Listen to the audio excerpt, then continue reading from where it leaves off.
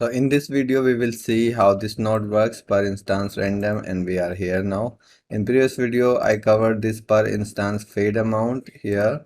You can check my video, and here's the explanation of that. So this was to fade the, especially the static mesh foliage on the based on cull distance.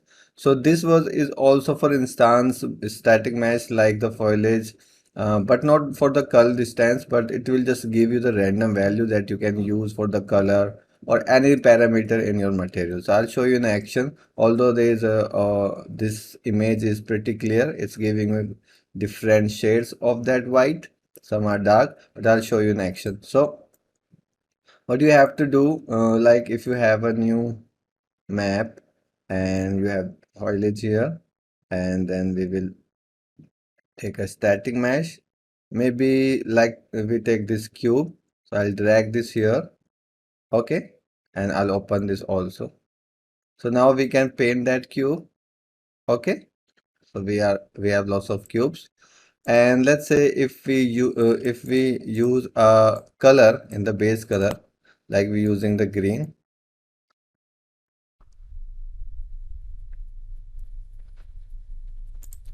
and I'll apply that material to that cube and hit save. So let it compile. These all will be turned green. So you can see now these all are green. But in the material, if I use this value with the green, it will make the random greens. In the shades of green will be random, like some are darker, some are lighter. Now you see, but they are like intersecting. That's different thing. Okay, you can decrease the density from here.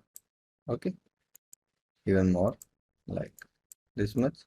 So you got the point. And the next thing is not just the random the shades. You can use the random color. Like if you take the Lerp and use this green here and like pure green, and you take the pure red, and it will keep between these two colors. Some will be green, some will be red, some will be in between. That will be yellow.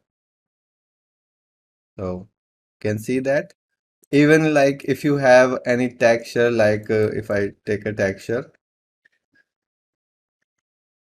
checker, and we apply the green channel here, so it has this checker if on the cube.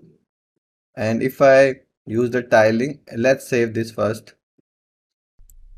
So all the cube have the checker, but this cube has a different UV, so that's why the checker is not the same. If I open that cube, you can see it has the different UVs. Just this side is proper. Okay, so you can see that from. Okay, let me use the different cube then. So static mesh. Let me see the UVs of this.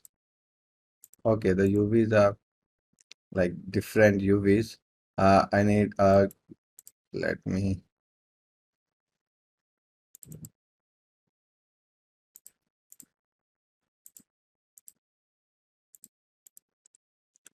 Okay, you will see the change. So like it has this tiling. So what you can do, you can multiply this and then take a Lerp and then feed it here.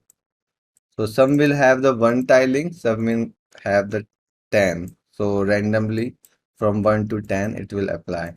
Let's save this. Now you can see the change.